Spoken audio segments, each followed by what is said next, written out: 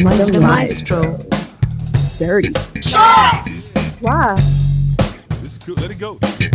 How about you hold it? There's a lady in the waiting room. And welcome to my dirty showers.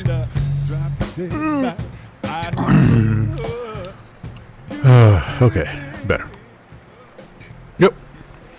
Welcome to Maestro's Dirty Shorts. I know it's been a minute. I've been promising these for a while. And for those new heads, this is when I get a chance to unload on some stuff that's on my mind that may or may not be SimWorld related. Whatever. But this was something that has really gotten to me over the last few weeks because I've seen so many things put out of context, some of it by people who I actually respect, and I know they know better.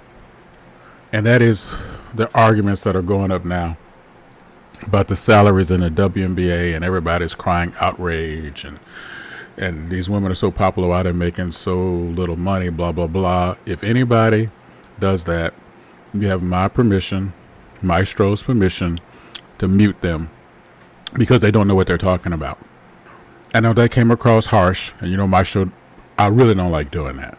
But I want to do it this time because I've lived this experience, and I've been on the other side, so I think some selfishly say I've earned the right to say this, what I'm about to say right now.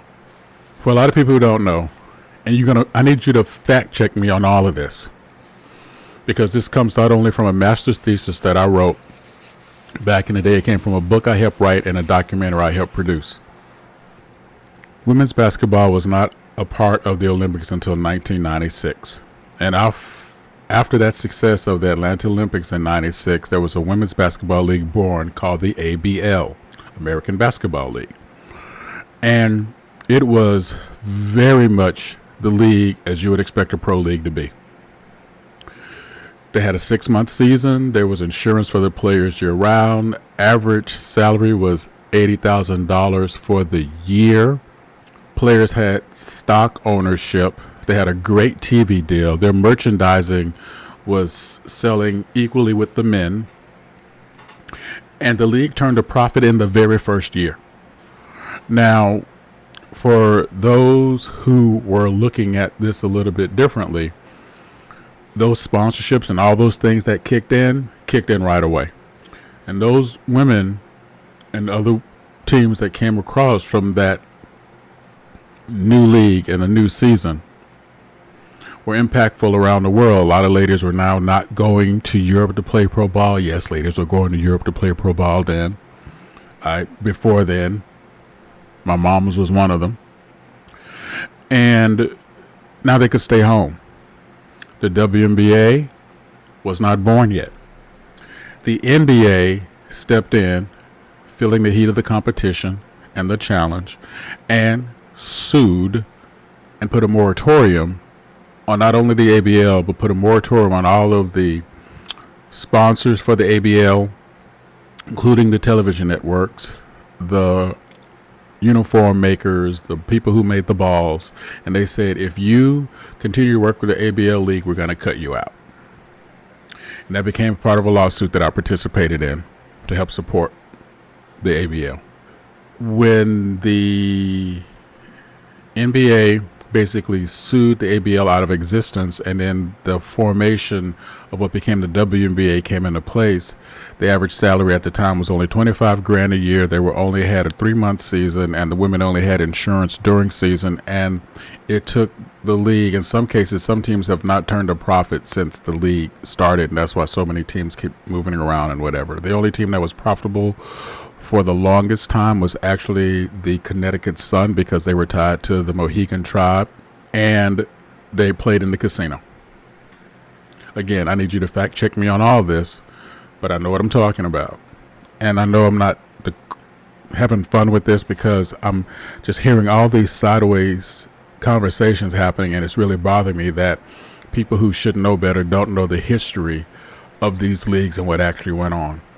The last threat came when the corporate sponsors caved into the NBA.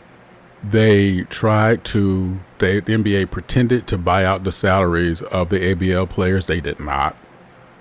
Those lawsuits finally got settled a decade later. And if you coached in the ABL, if you worked in the ABL, you were not brought over to the WNBA. You're basically out of a job and then unofficially out of basketball. A few of us that participated in the lawsuit were offered actually positions in one way or another. That's how my life as a scout and offered GM jobs as well as being acting GM to help relocate teams started.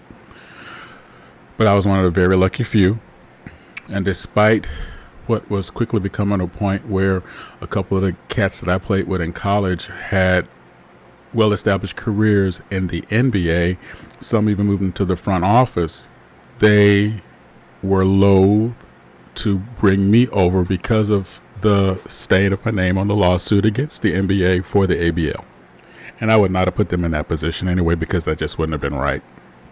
And I would not have been comfortable.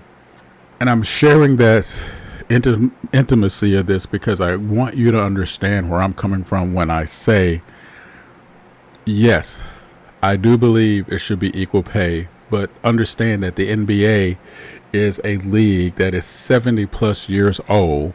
And when the NBA was 28 years old, like the WNBA is now, the average salary was around $100,000 a year, which comes out to be $550,000 or so today. Now, the WNBA is 28 years old. The average salary is now $116,000 a year.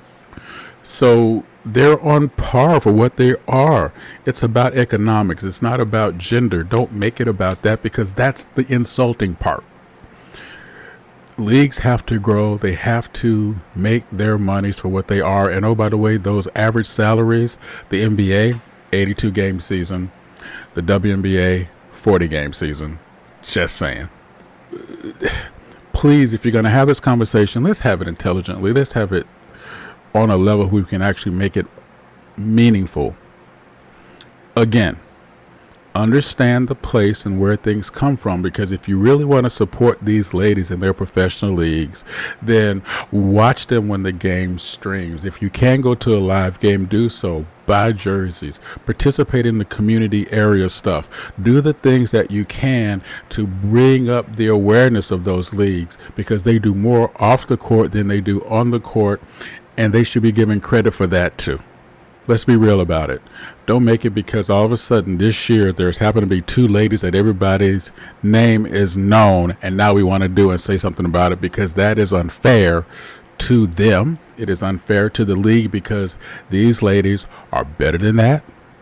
That league and the talent in that league deserves much more respect than that. And the fact that they should be okayed by a bunch of people who don't understand or don't remember, whether selectively or not, the history of that league is disrespectful.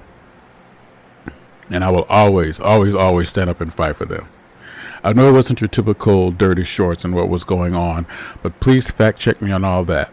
There's a documentary about the league I worked on with the producer group about it. It was called Breaking Glass, the story of the ABL. I think you can find it online on YouTube.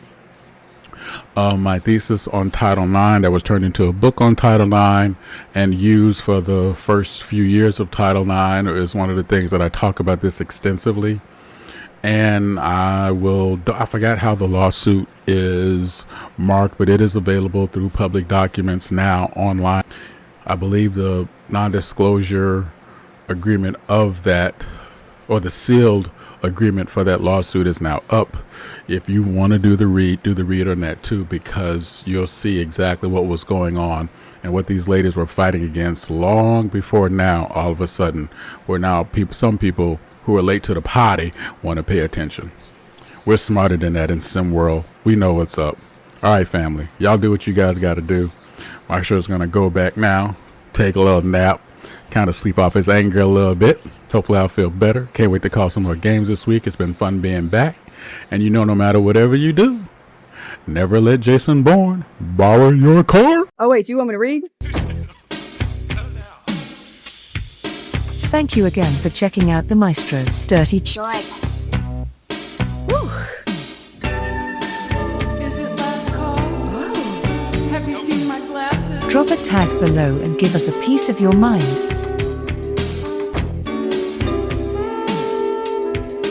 The Maestro.